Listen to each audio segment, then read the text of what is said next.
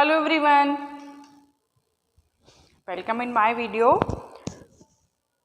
तो हम class 9th का इकोनॉमिक्स पढ़ रहे हैं बच्चा, और इकोनॉमिक्स का चैप्टर नंबर 1 हम पढ़ रहे हैं द स्टोरी ऑफ पालमपुर। इसका एक प्रीवियस इंट्रोडक्टिव वीडियो हमने कर लिया है जिसमें हमने पालमपुर को देखा था कि पालमपुर क्या था, एक हाइपोथेटिकल विलेज, मतलब एक्चुअली में कोई विलेज नहीं था, वो एक इमेजिनरी विलेज था, एक ख्वाबों में बनाया हुआ विलेज था। वो हमने क्यों पढ़ रहे हैं हम उसको, कि उसके प्रोस्पेक्टिव से हम क्या समझने वाले हैं कि जो प्रोडक्शन है वो किस तरह से होता था। तो हमने देखा कि जो पालमपुर था वहाँ पर वो अपने नियर बाय विलेजेस और नियर बाय टाउन्स के साथ वेल कनेक्टेड था। वेल कनेक्टेड किससे था? Road and transport. और ट्रांसपोर्टेशन के लिए वहाँ के लोग क्या यूज करते थे? बुलुक कार्ट, बुग्गी, तांगा, jeep, tractor, motor bike etcetera, ये सारी चीज़ें यूज करते थे कि ताकि वो जो नियर बाय विलेजेस है या नियर बाय टाउन है वहाँ पर अपने प्रोडक्शन को सेल कर सकें। और 450 फैमिलीज थी, बहुत बड़ा नहीं था, हमने पढ़ लिया था कि बहुत बड़ा विलेज नहीं था पालमपुर। 450 फैमिलीज थी और उसमें से जो 80 फैमिलीज थी वो अपर कास्ट फैमिली थी। और most of the land of Palampur उन लोगों के पास थी, ये जो ज़्यादातर लैंड थी वो 80 फैमिलीज के पास थी जो अपर कास्ट फैमिलीज थी। और 1/3 ऑफ द पॉपुलेशन किससे बना हुआ था? जो एससीज और एसटीज थे and outskirt of the village रहते थे, कोने में रहते थे। इसके अलावा हमने देखा था कि जो पालमपुर था वहाँ पर इलेक्ट्रिसिटी के कनेक्शन थे, सभी घरों में इलेक्ट्रिसिटी के कनेक्शन थे। 2 वहाँ पर प्राइमरी स्कूल्स थे, एक वहाँ पर हाई स्कूल था, और क्या देखा था बच्चा? और क्या था? वहाँ पर एक पब्लिक हेल्थ केयर था और एक प्राइवेट डिस्पेंसरी थी। तो ये सब हमने इंट्रोडक्टिव वीडियो में देख लिया था कि पालमपुर में क्या क्या चीजें थी। अब हमें क्या पढ़ना है? तो आज का जो हमारा टॉपिक है वो है ऑर्गेनाइजेशन ऑफ द प्रोडक्शन। क्या है? Organisation of the production. तो let's start. Organisation of the production. Here is the question arise that production for what? Production, हमने प्रोडक्शन की बात की, तो प्रोडक्शन किस लिए? Production for what? किस लिए production? Goods and services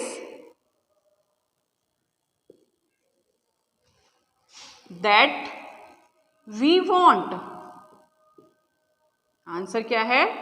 the good and services that we want, कि जो गुड और सर्विसेज की हमें ज़रूरत पड़ती है या हमें उसकी हम चाहते हैं उसको हम प्रोड्यूस करते हैं। लाइक हमें लिखना है, हमें बोर्ड पर लिखना है, तो हमें क्या? मार्कर चाहिए होगा, तो हम मार्कर को प्रोड्यूस करेंगे, है ना? तो ऐसा तो नहीं कि हम खाली बैठे कोई भी चीज़ों को हम प्रोड्यूस करना शुरू कर दें कि चलो खाली है आज कुछ ना कुछ चीज़ प्रोड्यूस कर लेते हैं। हम उसी चीज़ को प्रोड्यूस करते हैं, हम उसी चीज़ का प्रोडक्शन करते हैं जिसकी हमें ज़रूरत होती है या जिससे हमारी लाइफ इजी बनती है, जिससे हमारी ज़रूरतें पूरी होती हैं।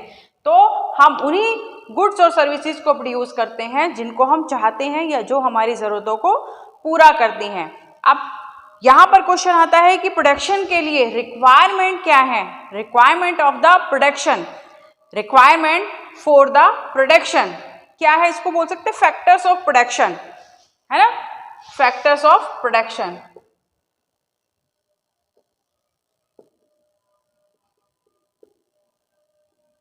फैक्टर्स ऑफ प्रोडक्शन मतलब कि जो हम प्रोड्यूस कर रहे हैं, जो चीजें हम बना रहे हैं, उसके लिए हमें किस किस चीज की रिक्वायरमेंट होगी, क्या हमें चाहिए होगा? First production, factors of production is land. सबसे पहले जो हमें चाहिए वो है लैंड।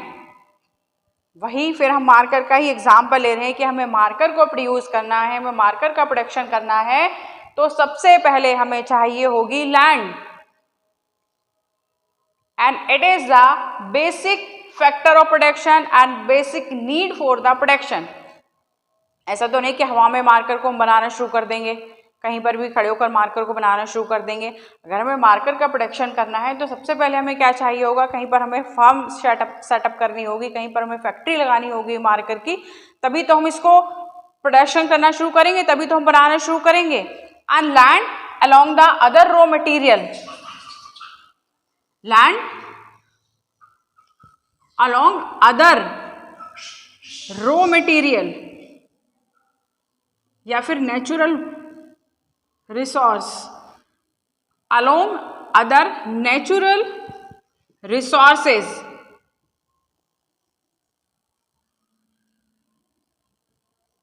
क्या क्या है,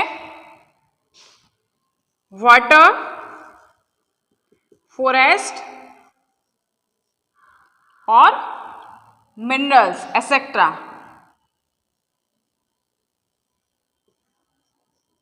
it is the first factor of production कि कहीं पर हमें किसी भी चीज को प्रोड्यूस करना है, हम कोई भी चीज बनाना चाहते हैं तो सबसे पहले हमें जरूरत पड़ेगी लैंड को, क्योंकि विदाउट लैंड हम कोई भी फार्म नहीं लगा सकते, हम कोई भी फैक्ट्री सेटअप नहीं कर सकते, कोई भी चीज हम शुरू नहीं कर सकते। तो सबसे पहले हमें जो बेसिक नीड होगी या बेसिक रिक्वायरमेंट होगी वो होगी लैंड। सेकेंड वन क्या है, फैक्ट्री हमने सेटअप कर ली, अब हमें क्या करना है, अब क्या चाहिए हमें, labour. Second factor of production क्या है, labour.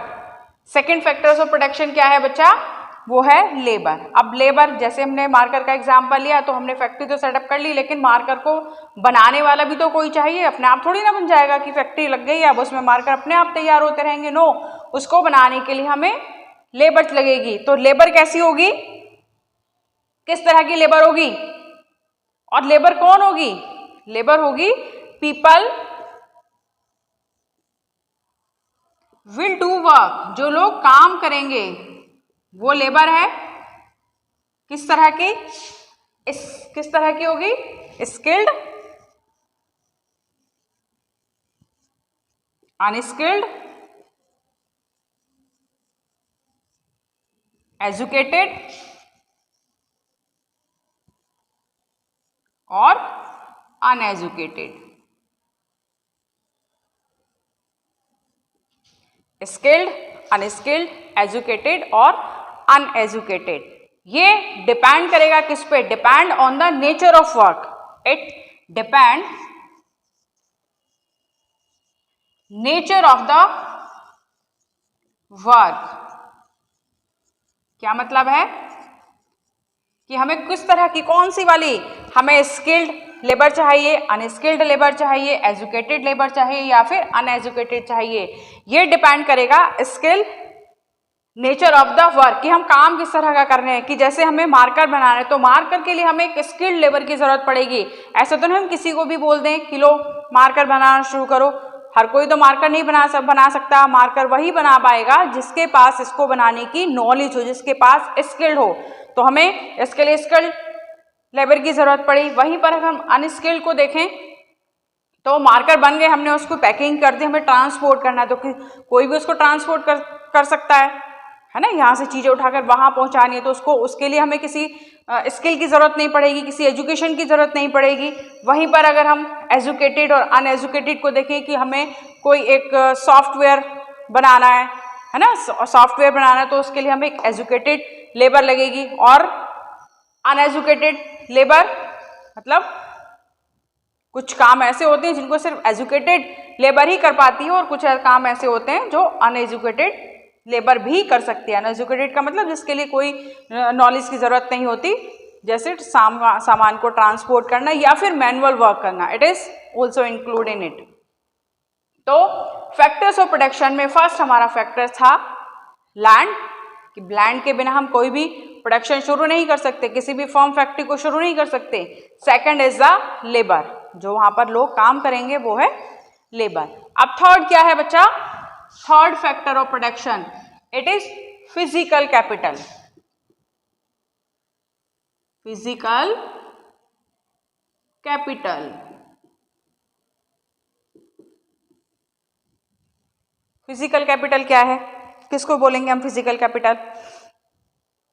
It is variety of input, variety of inputs needs every state, every stage, जो हर स्टेज पर हमें जरूरत पड़ेगी। जैसे हमने प्रोडक्शन करना शुरू किया है तो हमें हर स्टेज पर उस इनपुट की जरूरत पड़ेगी। इसको हम 2 पार्ट में डिवाइड कर सकते हैं। First is the fixed capital. क्या है फर्स्ट? Fixed capital. अब फिक्स्ड कैपिटल क्या है? जैसे बच्चा इसके नाम से पता चला ना, फिक्स। फिक्स का मतलब जिसको हमें बार बार चेंज ना करना पड़े। जैसे मार्कर का ही एग्जाम्पल को हम लेकर चल रहे हैं शुरू से, कि जैसे मार्कर हमें बनाना है तो उसके लिए हमें कुछ टूल्स लगेंगे, कुछ मशीन्स लगेंगी। तो ऐसा तो नहीं कि एक मार्कर हमने बनाया फिर हमें दूसरी मशीन चेंज करनी है, दूसरा मार्कर बनाना है तो दूसरी मशीन से हम बनाएंगे, फिर हमें तीसरा मार्कर बनाना है तो हम तीसरी मशीन से बनाएंगे, तीसरे टूल्स लेकर आएंगे। ऐसा तो नहीं है कि एक मार्कर को हम एक फैक्ट्री में बनाएंगे, दूसरे मार्कर को दूसरी फैक्ट्री में बनाएंगे, फिर तीसरे को तीसरी फैक्ट्री में बनाएंगे। नो, हमने एक बार मशीन ले ली, टूल्स ले लिए, अब उसी से हम प्रोडक्शन करते चले जाएंगे। किसका? मार्कर का। मार्कर बनाते चले जाएंगे। तो जो चीज़ें फिक्स हैं, जिनको हमें बार बार लेने की जरूरत नहीं पड़ती, जिनको हमने सिर्फ एक बार परचेज किया है और हम उसी से प्रोडक्शन करते जा रहे हैं, तो एग्जाम्पल में हम क्या लिखेंगे? एग्जाम्पल्स क्या होगा इसका बच्चा? टूल्स, मशीन्स एंड बिल्डिंग्स, है ना? क्योंकि हम टूल्स, मशीन और बिल्डिंग्स एक ही बार हमें जरूरत पड़ती है, फिर हम उसी में प्रोडक्शन करते हुए चले जाते हैं। एंड सेकेंड अगर पार्ट की हम बात करें इसका फिजिकल कैपिटल की, तो वो है वर्किंग कैपिटल। क्या है? Working capital. अब ये वर्किंग कैपिटल क्या है? वर्किंग कैपिटल जिसकी हमें हर रोज जरूरत पड़ती है। जैसे इससे लग रहा है ना, वर्किंग कैपिटल हर स्टेज पर जरूरत पड़ती है, हर रोज जरूरत पड़ती है। जैसे रॉ मटेरियल,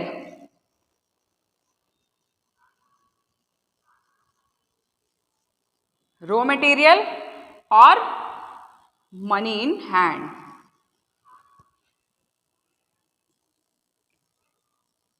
जैसे एग्जाम्पल हम शुगर का एग्जाम्पल लें, तो शुगर के एग्जाम्पल में हमें शुगर केन क्या है? शुगर केन रॉ मटेरियल है। एक दिन रॉ मटेरियल आया, शुगर केन आया, उससे कन्वर्ट कर दिया हमने शुगर में। अब ऐसा तो नहीं कि बस एक दिन ही बना दिया, अब आगे हमें जरूरत नहीं पड़ेगी। हमें उस रॉ मटेरियल की, शुगर केन की हर रोज जरूरत पड़ेगी शुगर को फॉर्म करने के लिए, शुगर का प्रोडक्शन करने के लिए। वैसे ही मनी इन हैंड, अब जो रॉ मटेरियल है वो कहाँ से आएगा? पैसे से आएगा ना, तो मनी हमें चाहिए किसके लिए? रॉ मटेरियल के। और वैसे ही जो लेबर है फ्री में थोड़ी ना काम करेगी, लेबर फ्री में थोड़ी काम करेगी। चलो हम पैसे नहीं लेंगे, हम ऐसे ही मार्केट बना देते हैं, या हम ऐसी शुगर को फॉर्म का प्रोडक्शन कर देते हैं, उसको सैलरी देनी है ना, तो लेबर को सैलरी देने के लिए पैसे चाहिए और रॉ मटेरियल को परचेज करने के लिए पैसे चाहिए। तो ये हो गया हमारा थर्ड फैक्टर ऑफ प्रोडक्शन। और फोर्थ क्या है? And fourth is the most important factor of production and it is human capital. क्या है? वो है ह्यूमन कैपिटल। ह्यूमन कैपिटल क्या है? It is the most important factors of production. देखिए, लैंड अपने आप प्रोड्यूस नहीं कर सकती है, लेबर अपने आप प्रोडक्शन नहीं करेंगे, जो फिजिकल कैपिटल है वो अपने आप काम नहीं करेगी। कौन कराएगा? Human capital. जैसे knowledge,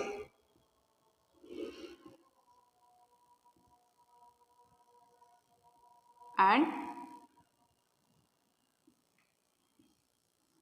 enterprise.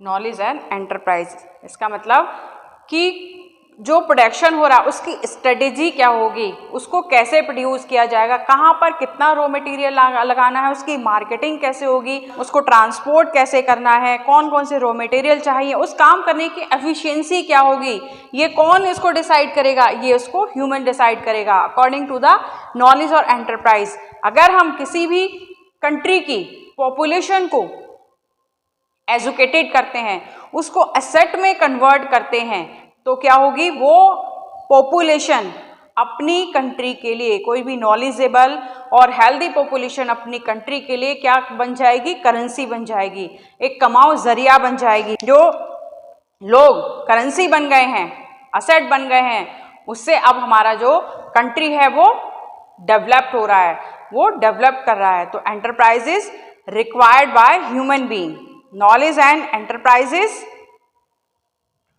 required by human being।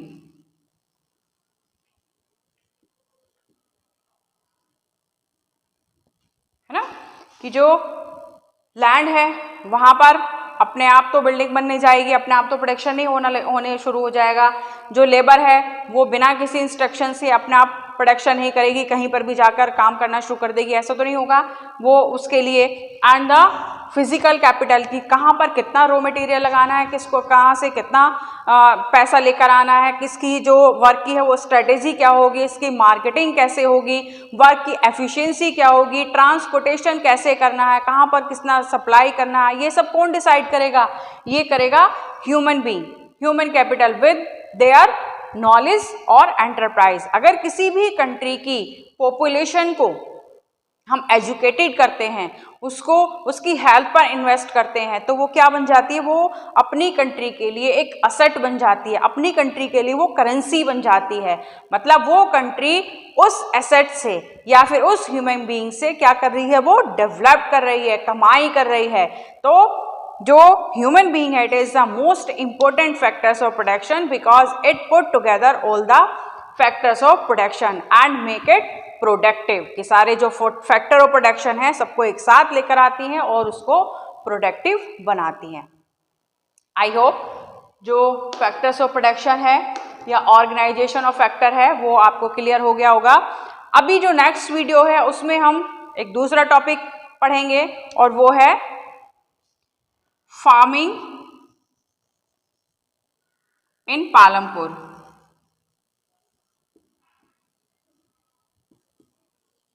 कि पालमपुर में किस तरह से फार्मिंग हो रही थी। It is the next topic. तो मिलते हैं नेक्स्ट वीडियो में with this topic. Till then stay home, stay safe and keep learning. Thank you very much.